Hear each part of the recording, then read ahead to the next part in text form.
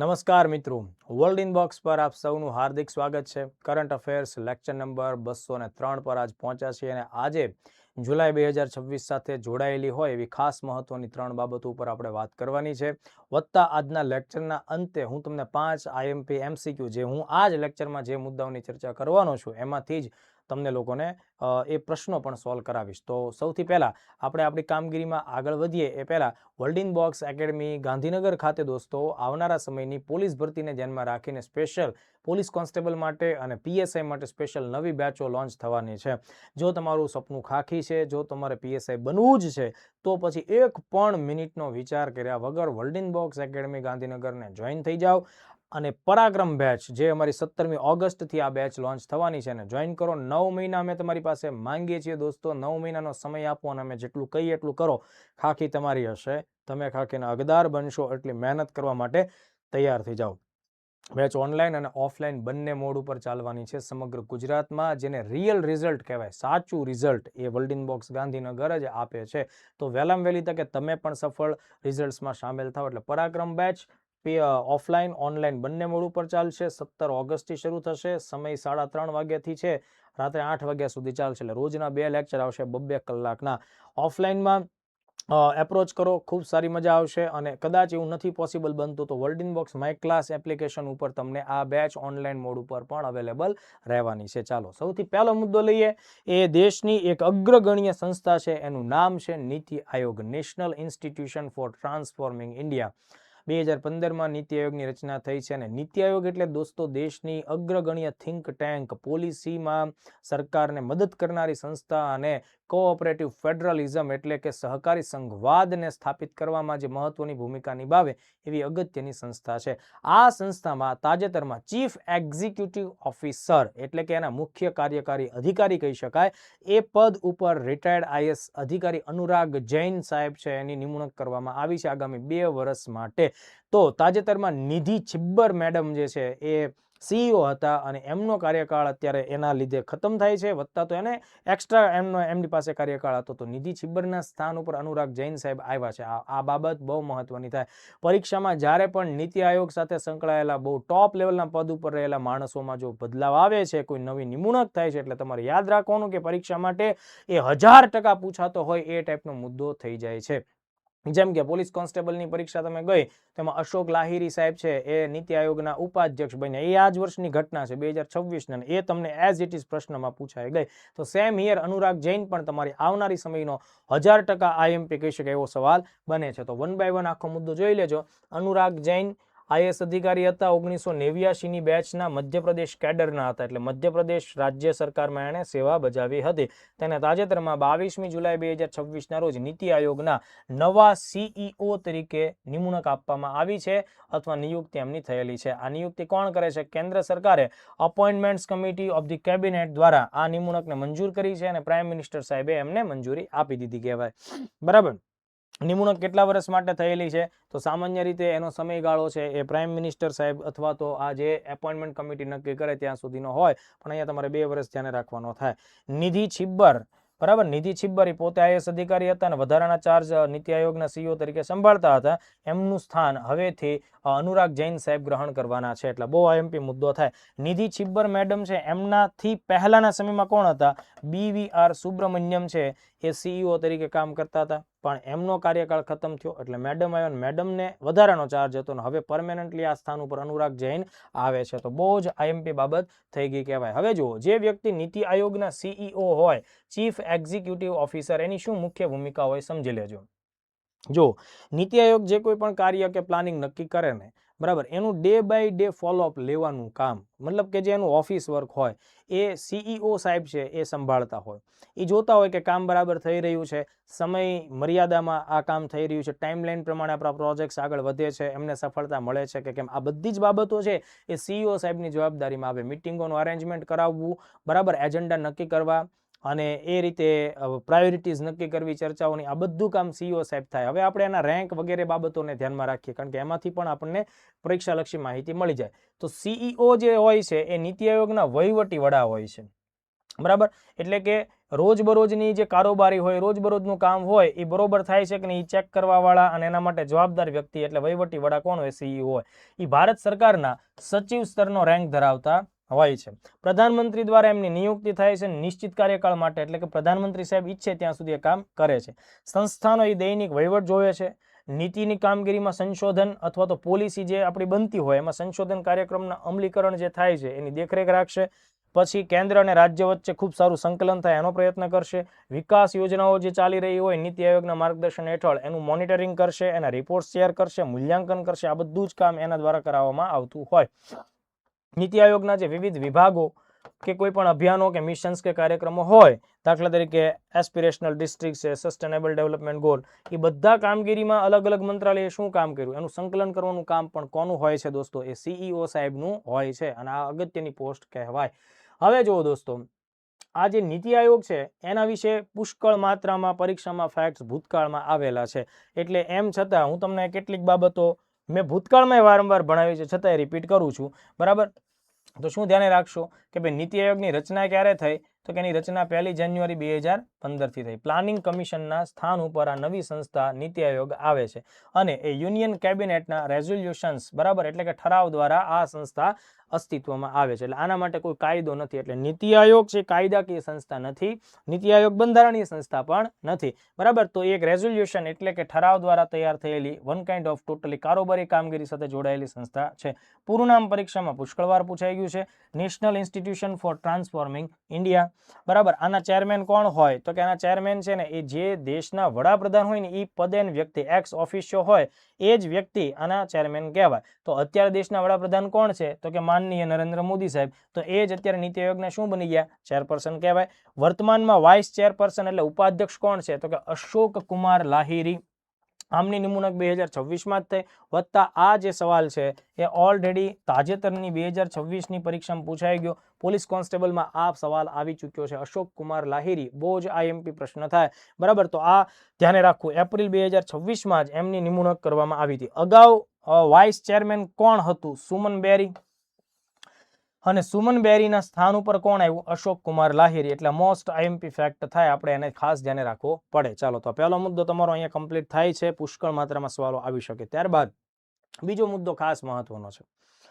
અજીત કુમાર ડોભાલ અથવા અજીત ડોભાલ, આ નામ તમે સાંભળ્યું હશે, બરાબર? આ એક એવું નામ છે કે જે લગભગ દેશના બધા યુવાનોએ શિક્ષિત હોય કે ભણ્યા ગણ્યા ન હોય કે કોઈ પણ પ્રકારના ફિલ્ડ સાથે સંકળાયેલા હોય, લગભગ અજીત ડોભાલનું નામ દરેકે સાંભળ્યું હોય. દોસ્તો, આ 1968ની બેચના આઈપીએસ અધિકારી છે. કેરળ કેડરમાં એણે કામગીરી કરી છે અને રિટાયરમેન્ટ બાદ પણ અત્યારે સરકારમાં સક્રિય છે. વિદેશોની અંદર ખૂબ સારી ગુપ્તચર માહિતીઓ કલેક્ટ કરવામાં એમનો બહુ મોટો ફાળો રહેલો છે. આઈબીના બહુ સારા વિભાગો એમણે સંભાળેલા છે.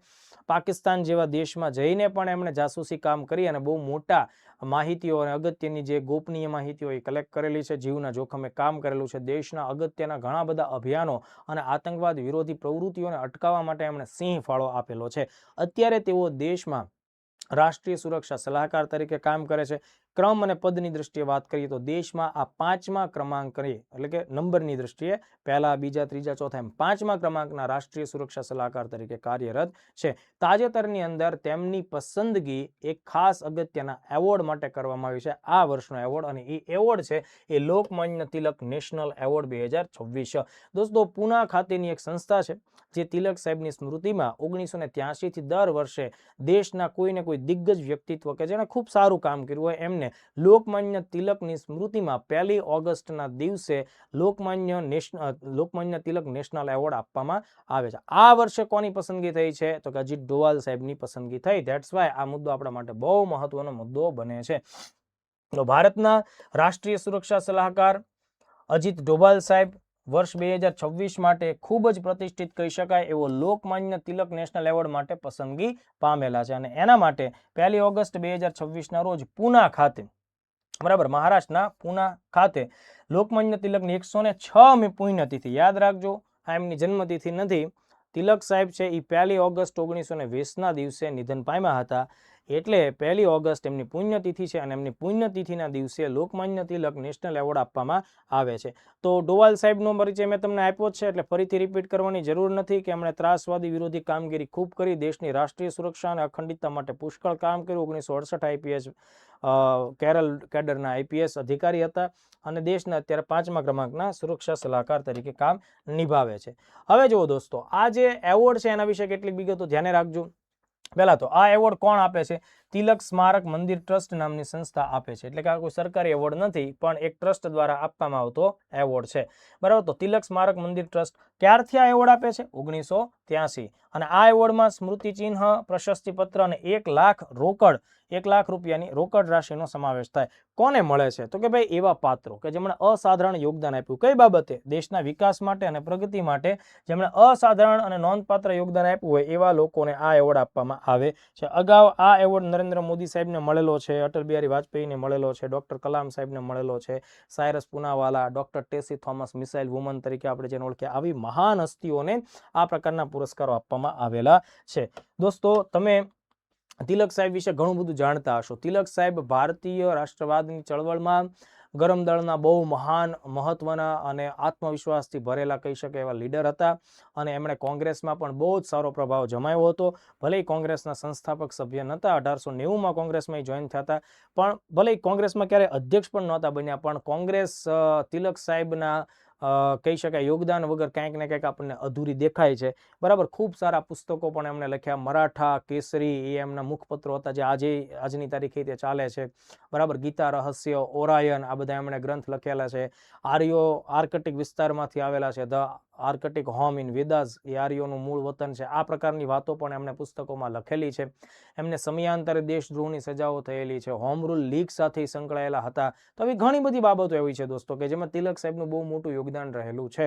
એટલે એ તો તમે ઇતિહાસમાં ભણો જ છો કે ભાઈ તિલક સાહેબના યોગદાન ઉપર સવાલો પણ આપણને આપી શકાય. બરાબર, પણ અહીંયા મારે હિસ્ટ્રી તમને નથી સમજાવવાનું, બેઝિક મેં તમને વાત કરી છે કે તિલક સાહેબ બહુ મહાન હસ્તી કહેવાય.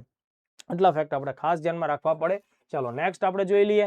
ઇંગ્લેન્ડની રાજનીતિ યુરોપ અને આંતરરાષ્ટ્રીય સ્તરનો મુદ્દો થાય છે. તાજેતરમાં અગાઉના સમયમાં પણ મેં તમને લેક્ચર લીધો ત્યારે જણાવેલું છે કે ઇંગ્લેન્ડમાં છેલ્લા 10 વર્ષની અંદર 7 લોકો વડાપ્રધાન તરીકે બદલાઈ ચૂક્યા છે.